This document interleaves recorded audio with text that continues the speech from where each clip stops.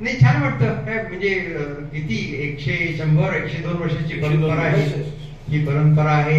मी जेव्हा इथं होतो तेव्हा मी नेहमी ऐकायचो त्याच्याबद्दल. त्यामुळे या इतक्या ऐतिहासिक अशी जी तुमची संस्था आहे आणि त्याचं जे तुम्ही काम करताय ते पाहायला मिळालं. खूप वर्षांनी, जवळजवळ 25 वर्षांनी मी नाशिकला येतोय आणि येऊन बरं वाटतं. सर, एक प्रश्न विचारतो घेतली संसदेत. हे बघा की ह्युमन राईट्स हा इश्यू आहे. लोकांना सन्मानानं वागवलं गेलं पाहिजे.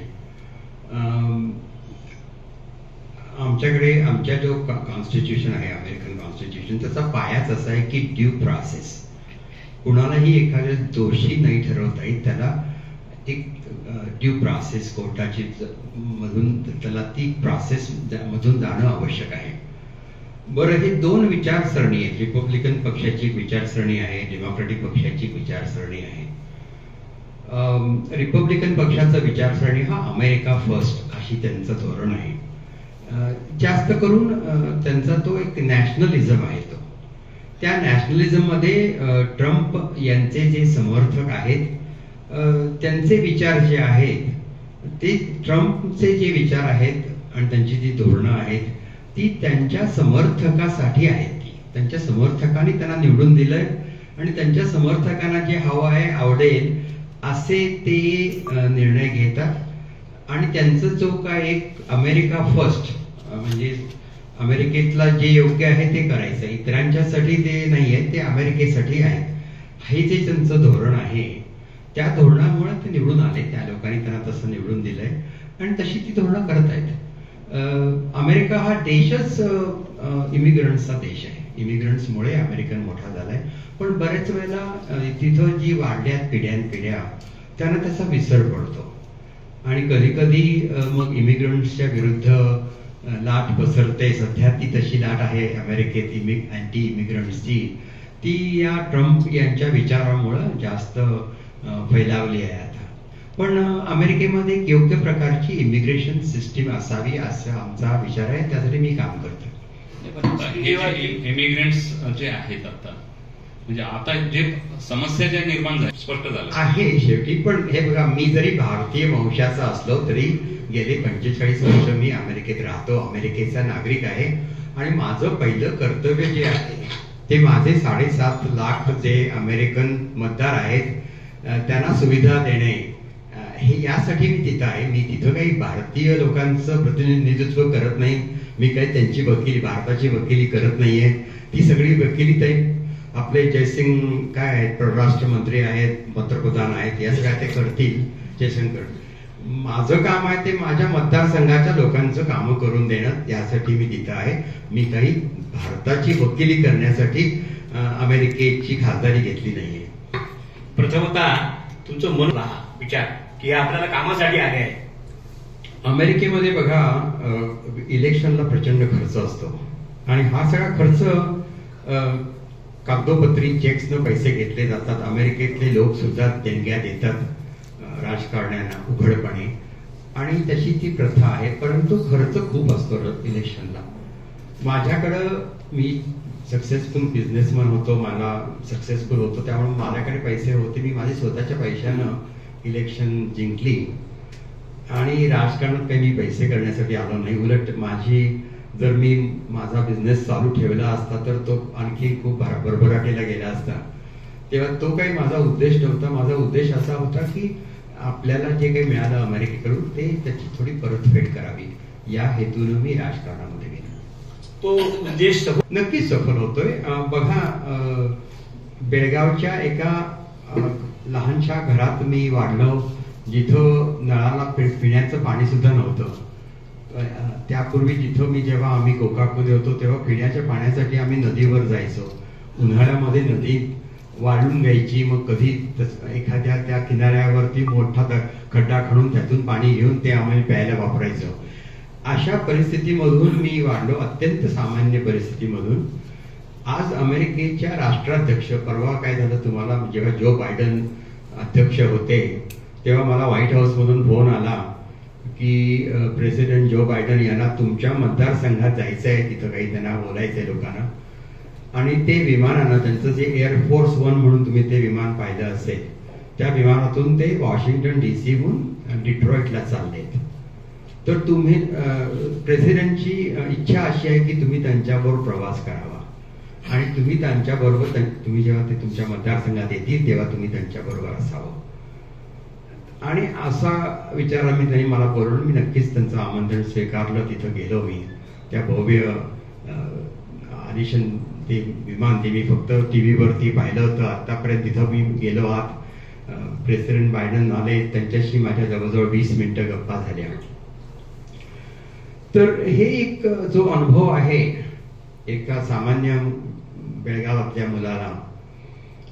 आता सध्या मी ट्रम्प यांच्या विरुद्ध काही त्यांनी जेव्हा अँटी डेमोक्रॅटिक गोष्टी करतात, ते नियम मोडतात, अमेरिकेचे नियम, घटनाबाह्य काही गोष्टी, अनकॉन्स्टिट्युशनल गोष्टी करतात, तेव्हा मी उभा राहून त्यांच्या विरुद्ध सुद्धा मी एक 7 कलमं आमच्या संसदेमध्ये जाहीर केली. आणि आता त्यांच्याकडून मला ट्रम्प मला खूप शिवाय देतात, माझ्यावरती बोलतात माझ्याबद्दल. तेव्हा एक सामान्य मुलगा बेळगावचा इथपर्यंत पोहोचला आणि माझ्या या खासदारकीमुळं मी माझ्या मतदारसंघामध्ये म्हणजे शिक्षणामध्ये फरक केला, रस्ते दुरुस्त केले, बऱ्याचशा गोष्टी मी माझ्या मतदारसंघामध्ये केल्या. पाण्याचे पाईप्स होते ते फुटायचे, मग सगळी घरांच्या मध्ये पाणी येऊन लोकांना त्रास व्हायचा, ते मी पाईप्स रिप्लेस केले. अशा बऱ्याचशा गोष्टी मी मतदारसंघात करू शकलो. एक माझी संपत्ती, आणखीन मोठी घरं आणि मोठ्या गाड्या आणि विमानं घेऊन मला जो आनंद मिळाला नसता, तो आनंद मला लोकांच्यासाठी काहीतरी करण्यामध्ये मिळतो. आणि मला कधी वाटलं नव्हतं की मी असं काही करू शकेन. जेव्हा बेळगावमध्ये मी धडपडत होतो, एका डॉक्टरच्या ऑफिसमध्ये, डॉक्टरच्या दवाखान्यात, त्याचं दवाखाना स्वच्छ करण्याचं मी काम करत होतो, घरच्या साठी मदत व्हावी म्हणून. त्यावेळेला मला असं कधी वाटलं नव्हतं की मी अमेरिकेच्या राष्ट्राध्यक्ष मला त्याच्याबरोबर प्रवास करायला बोलवेल किंवा मी अमेरिकेमध्ये असं काय काम करू शकेन. नमस्कार. मी हे बघा, त्या काळी 1979 मध्ये भारतामध्ये तशी औद्योगिक क्रांती नव्हती. BSc केल्यानंतर फर्स्ट क्लास डिस्टिंक्शन आल्यानंतर बेस्ट आय कुड डू की स्टेट बँकेमध्ये कॅशियर म्हणून नोकरी मिळाली आणि आई मला म्हणाली की धन्य झालं सगळं आता. तर तो प्रकार होता, आता तो राहिला नाहीये. वर्ल्ड इकॉनॉमी आहे, इथं खूप सोयी सवलती उपलब्ध आहेत. तेव्हा अमेरिकेत जाऊनच नशीब काढलं पाहिजे असं काही आता नाहीये. इथल्या तरुणांनी फक्त अमेरिकेतच जाण्याचं ध्येय ठेवू नये, इथं स्टार्टअप बिझनेसेस सुरू करावेत. विशेषतः मराठी माणसानं नोकरी न धरता बिझनेस उद्योगधंदे सुरू करावेत, त्याच्यामध्ये भांडवल करावं आणि मोठी स्वप्न बाळगावीत. आणि ती स्वप्न साकार करणं आता भारतामध्ये शक्य आहे. त्यामुळे फक्त अमेरिकेकडे डोळे लावून ठेवू नये. आणि दुसरं म्हणजे काय की त्यांची इमिग्रेशनची जी पॉलिसी आहे ती खूप जुनी पॉलिसी आहे, ती आउटडेटेड पॉलिसी आहे, ती बदलायला पाहिजे. हे मी तिथं सांगतोय भारतासाठी म्हणून मी नाही म्हणत, अमेरिकेच्या हितासाठी म्हणून अमेरिकेनं त्यांची इमिग्रेशन पॉलिसी बदलायला पाहिजे. कारण तिथल्या उद्योगधंद्यांना, तिथल्या टेक्नॉलॉजीचे जे बिझनेसेस आहेत त्यांना कामगारांची, इंजिनियर्सची, सायंटिस्टची जरुरी आहे. आणि त्या सायंटिस्टना अट्रॅक्ट करण्यासाठी त्यांनी एक चांगली इमिग्रेशन पॉलिसी असावी ज्याच्यामुळे लोकांना स्ट्रेस नाही होणार. त्यांचं ग्रीन कार्ड मिळायला, त्यांचे H-1B व्हिसा मिळायला. त्यामुळे अमेरिकेच्या स्वार्थासाठी, अमेरिकेच्या हितासाठी अमेरिकेनं हे करणं आवश्यक आहे असं मी संसदेत बोलतो. अशी मी विधायक बिल्स आणली आहेत अमेरिकेत माझ्या कामाखाली आणि ते त्याच्यासाठी मी काम करतोय. ते व्हायला पाहिजे, ते अजून झालं नाहीये. दुर्दैवानं ट्रम्प आल्यापासून एक प्रकारची एक वेगळीच लाट झाली आहे, अँटी इमिग्रंट लाट आहे. ही खरं म्हणजे अमेरिकेच्या दृष्टीनं योग्य नाहीये. पण हे त्यांना समजावून सांगायचं मी माझं स्वतःचं उदाहरण देतो. बघा, एखादा इमिग्रंट अमेरिकेत येऊन त्याच्यामुळे अमेरिकेचा किती फायदा होतो. तर हळूहळू हे बदल होतोय. पण सध्याची स्थिती अशी आहे की इमिग्रंट्स बद्दल फारसं प्रेम नाहीये आणि या ट्रम्प यांच्या धोरणामुळं ते आणखीन फैलावत आहे.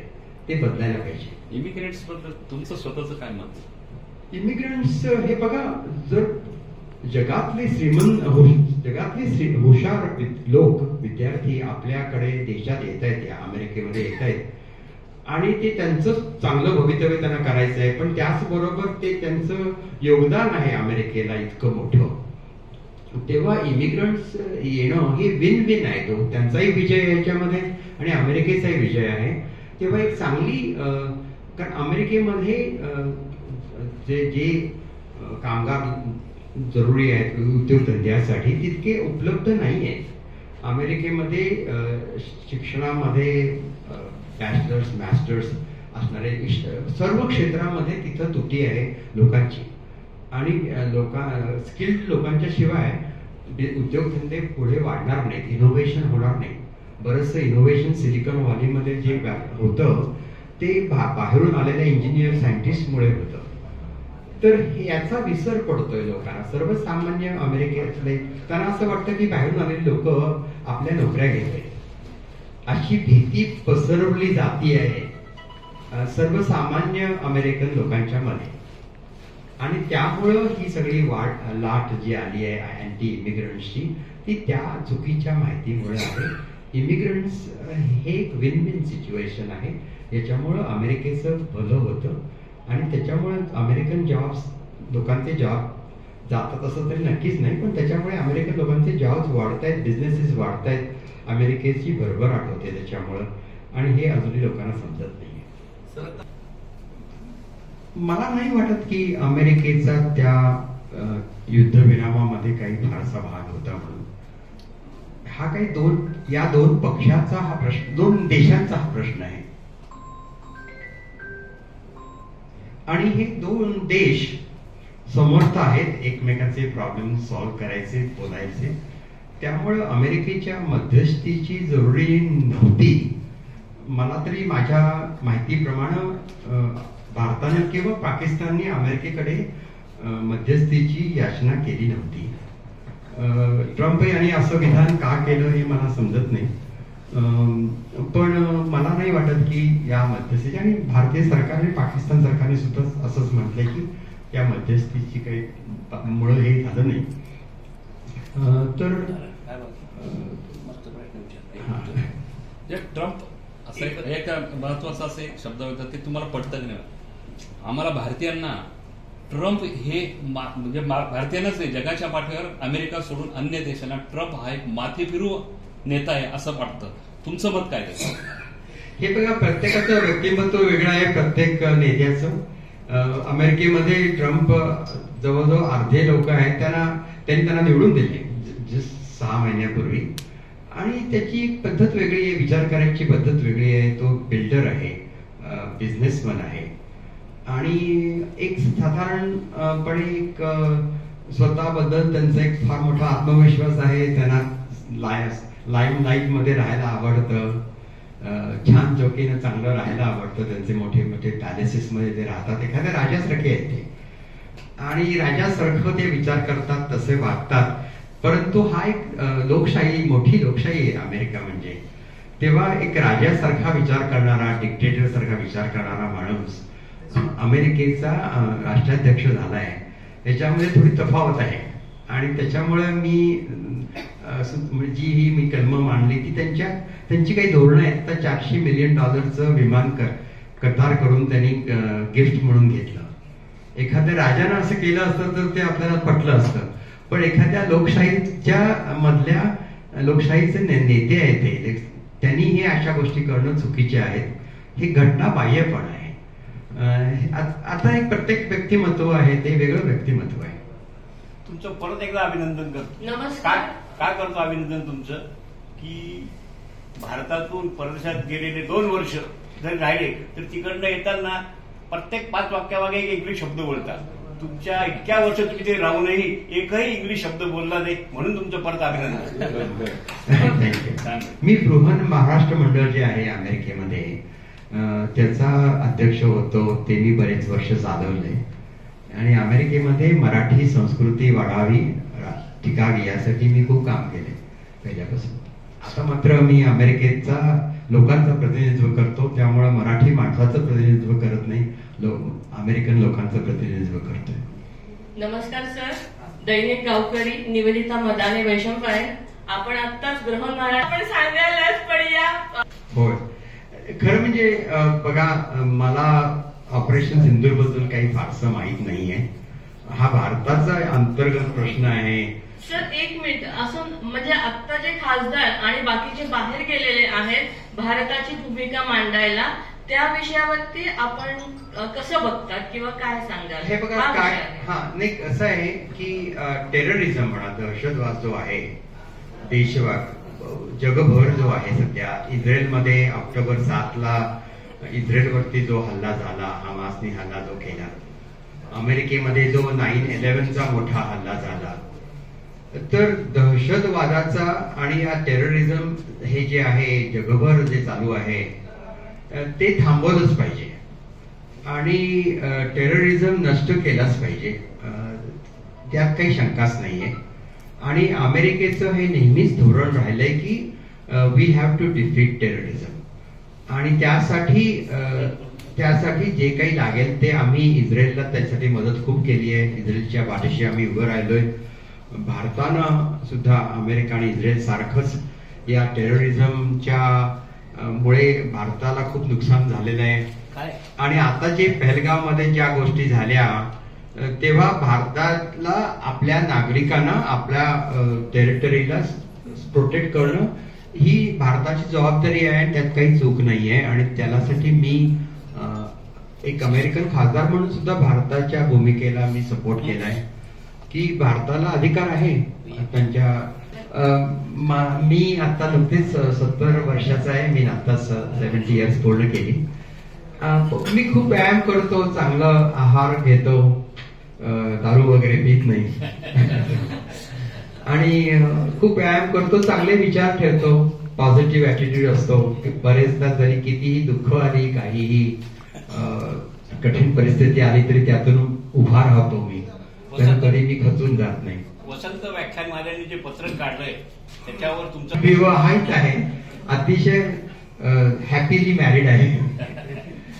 माझी तुम्हाला एक थोडक्यात गोष्ट सांगतो. माझी पहिली पत्नी जेव्हा माझे मुलं 4 आणि 8 वर्षाची होती, मला 2 मुलगे आहेत, तिला मेंटल इलनेस होता, त्याबद्दल आम्हाला फारशी माहिती नव्हती आणि दुर्दैवानं तिनं आत्महत्या केली माझी मुलं 4 आणि 8 वर्षाची असताना. आणि मी तिला गमावलं आम्ही. आणि त्यानंतर मुलांना मी वाढवलं 3 वर्ष, 3-4 वर्ष. आणि त्यानंतर माझी आताची पत्नी शशी, ती मला भेटली. इंडियन, मुंबईची. तिचाही मिस्टर तिचे अशाच अपघातामध्ये वारले होते साधारण त्याच वेळेला.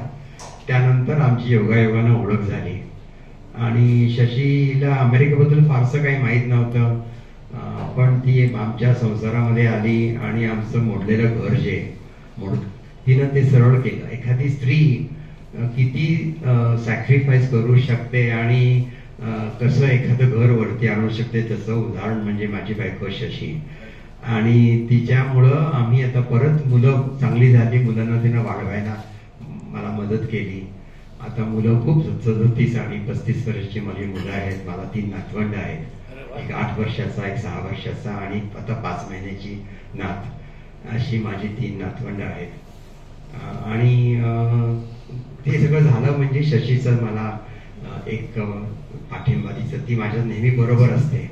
इव्हन तिला राजकारणामध्ये फारसा काही इंटरेस्ट नाहीये, पण जेव्हा मी मतदारसंघामध्ये कॅम्पेनिंग करायला जातो त्यावेळेला ती नेहमीच माझ्या बरोबर असते. अमेरिकेत एक चांगली गोष्ट आहे म्हणजे राजकारणी त्यांच्या पत्नीला त्यांच्या बरोबर कुठल्याही कार्यक्रमात घेऊन जाऊ शकतात. त्यांच्या सोबत असणं अयोग्य दिसत नाही तिथं. त्यामुळे शशी माझ्या बरोबर नेहमी असते, बऱ्याचशा सरकारी कार्यक्रमामध्ये सुद्धा किंवा मतदारसंघामध्ये असते. आणि कधी कधी माझ्या मतदारांना शशी जास्त आवडते माझ्यापेक्षा. मंडळी, तुम्ही आलात मध्यमवर्गीय कुटुंबामध्ये वाढलं. बेळगावमध्ये असताना केमिस्ट्रीमध्ये BSc केलं, MSc केलं. मुंबईमध्ये भाभा ॲटॉमिक रिसर्चमध्ये नोकरी केली आणि एक 24व्या वर्षी मला अमेरिकेमध्ये PhD करण्यासाठी आमंत्रण मिळालं आणि तेव्हा मी अमेरिकेचा व्हिसा घेऊन विद्यार्थी म्हणून अमेरिकेत गेलो 1980 साली, 79 मध्ये तिथे गेलो आणि त्यानंतर तिथे PhD केली, केमिस्ट म्हणून नोकरी केली 5-6 वर्ष. नंतर स्वतःचा उद्योग सुरू केला. तो खूप मोठा झाला उद्योग, भरभराटीला आला. नंतर 2010च्या मंदीमध्ये तो सर्व बिझनेस मी गमावला आणि त्यानंतर परत एकदा जिद्दीनं बिझनेस परत उभा केला. तर 2016 साली तो बिझनेस परत भरभराटीला आला आणि त्यावेळेला वाटलं की आपण अमेरिकेत आलो. $20 घेऊन आलो मी अमेरिकेत. अमेरिकेनं मला खूप काही दिलं. तिथला मी नागरिक झालो. मला जवळजवळ 45 वर्ष मी अमेरिकेत आहे. तर मी पाहिलं, आपल्याला अमेरिका इथून पाहताना असं वाटतं की अमेरिका हा खूप श्रीमंत देश आहे म्हणून, पण अमेरिकेत सुद्धा साधारण 15-20% लोक दारिद्र्याच्या रेषेच्या खाली आहेत. त्यांना कधी पाण्याचं बिल भरता येत नाही म्हणून त्यांचं पाणी कापलं जातं, कधी बँकेचे हप्ते भरता येत नाहीत म्हणून घराचा कब्जा होतो. तर अशा वातावरणात मी बाहेरून आलेला, अमेरिकेनं मला एवढं काही दिलं, तर मला एक असं वाटलं की आपण या देशासाठी काहीतरी करावं, या देशातल्या लोकांच्यासाठी काहीतरी करावं. या देशातले जे लोक आहेत ज्यांना आम्ही जे म्हणतो अमेरिकन ड्रीम, हे त्यांना साध्य होत नाही. अमेरिकन ड्रीम म्हणजे आपल्यापेक्षा, आपल्या आईवडिलांच्या पेक्षाही चांगलं मुलांचं आयुष्य व्हावं, ह्याला अमेरिकन ड्रीम असं म्हणतात. तर ते सर्व मुलांना मिळावं. काही गरीब वस्तीमध्ये शिक्षण चांगलं नाहीये, मुलांना मिळत नाही. मेंटल इलनेसचा प्रकार खूप अमेरिकेत वाढलाय, तसा जगभरात वाढलाय. त्यासाठी काहीतरी करावं. अशा बऱ्याच उद्दिष्टानं मी ठरवलं की आता श्रीमंत व्हायचं बंद करायचं, पैसे मिळवायचे, पैशामागं धावायचं हे बंद करायचं आणि आपण जे काही आतापर्यंत शिकलो त्याचा इतरांच्यासाठी काय उपयोग होईल याचा विचार करायचा. आणि असा या विचारानं मग माझा तो भरभराटीला येत असलेला चांगला बिझनेस मी विकला. माझे जे कामगार होते त्या सर्व कामगारांना, नुसत्या वरिष्ठ अधिकाऱ्यांना नाही पण सर्व कामगारांना, त्या विकलेल्या जो पैसे जे मिळाले त्याचा हिस्सा मी सर्व कामगारांना वाटला. आणि त्यानंतर असं ठरवलं की आपण राजकारणात जायचं, कारण राजकारणातून सरकारी यंत्रणेचा वापर करून आपण लोकांचं काही खूप भलं करू शकू. आणि अशा विचारानं मी मिशिगन राज्याचा गव्हर्नर, आमच्याकडे गव्हर्नर हा राज्यव्यापी इलेक्शन मधून निवडून येतो, तो मुख्यमंत्र्यासारखे त्याला सगळे अधिकार असतात. तर ती जागा आपण घ्यावी. अर्थात आतापर्यंत त्या जागेवरती माझ्यासारखा दिसणारा किंवा बोलणारा वेगळा असा कोणी माणूस कधी आमच्या राज्याचा गव्हर्नर झाला नाहीये. पण आणि आतापर्यंत सगळे जे गव्हर्नर आहेत ते गोरे माणसं, ते सुद्धा पुरुष, अशी प्रथा आहे.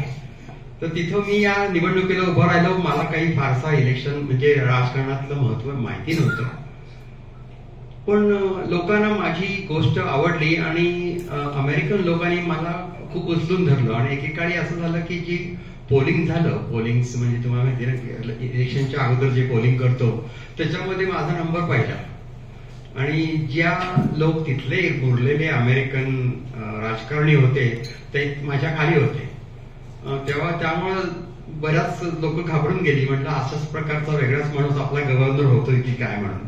आणि मग माझ्यावर खूप म्हणजे खूपच टीका झाली. माझा पूर्वीचे जे काही त्यांनी सगळे बदल करून अटॅक केले, राजकारणी अटॅक झाले आणि मग त्यावेळेस ती इलेक्शन मी हारलो. तरीही 2 लाख अमेरिकन लोकांनी मला त्यांचा मुख्यमंत्री व्हावा राज्याचा म्हणून मतं दिली. 2 लाख लोकांनी. पण त्यानंतर म्हटलं की आता परत काही बिझनेसमध्ये जायचं नाहीये. आपण लोकांच्यासाठी काहीतरी करत राहू अशा विचारानं मग त्या राज्याचा मी स्टेट रिप्रेझेंटेटिव्ह झालो. स्टेट रिप्रेझेंटेटिव्ह म्हणजे आमदार, तुम्ही इथे जसं आमदार म्हणता राज्याचे. आणि त्या आमदारकीतून मी माझ्या मतदारसंघामध्ये खूप काही शिक्षणामध्ये शाळा नवीन बांधल्या, हॉस्पिटल्स, मेंटल हॉस्पिटल्ससाठी पैसे आणले, त्या सरकारी पैसे आणले, अशा काही गोष्टी करत मी त्याच्यामध्ये खूप वाढ केली. आणि नंतर जेव्हा युनायटेड स्टेट्स काँग्रेसची जेव्हा एक जागा रिकामी झाली माझ्या मतदारसंघाच्या जवळ, तेव्हा त्या म्हणजे काँग्रेस म्हणजे आमच्याकडे तुमची काँग्रेस नव्हे, आमची लोकसभेला आम्ही काँग्रेस म्हणतो आणि राज्यसभेला आम्ही सेनेट म्हणतो. तर त्या लोकसभेतली एक जागा, खासदारकीची जागा, ती मी 2022 मध्ये जिंकली. आणि परत 2 वर्षांनी आमच्या इलेक्शन असतात, त्या 2024 मध्ये ती परत जागा मी जिंकली. तर आता मी जवळजवळ 3 वर्ष अमेरिकेचा खासदार म्हणून काम करतो. एक मराठी वंशाचा, माझ्यासारखा 24व्या वर्षी विद्यार्थी म्हणून गेलेला आणि नंतर अमेरिकेत खासदार झाला अशी उदाहरणं नाही आहेत तिथं. तर अशा रीतीनं मी आता माझ्या मतदारसंघामध्ये जवळजवळ 7.5 लाख अमेरिकन लोकांचं प्रतिनिधित्व करतो अमेरिकेच्या राजधानीमध्ये. मी डेमोक्रॅटिक पक्षाचा खासदार आहे आणि सध्या जी सत्ता आहे ट्रम्प हे रिपब्लिकन पक्षाचे आहेत. तर साधारण एक 435 खासदार असतात, त्यातले 212 खासदार आमच्या डेमोक्रॅटिक पार्टीचे आहेत, बाकीचे त्यांचे आहेत रिपब्लिकन पक्षाचे.